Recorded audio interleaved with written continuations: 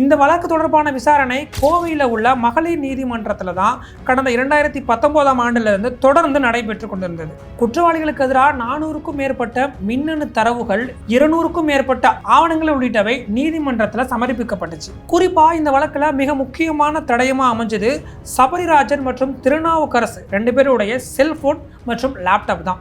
ஏன்னா இவங்க இந்த மாணவிகளை பாலியல் ரீதியாக சித்திரவதை பண்ற எல்லா வீடியோக்களும், புகைப்படங்களும் அந்த லேப்டாப்லையும் அந்த செல்போன்லையும் தான் இருந்திருக்கு.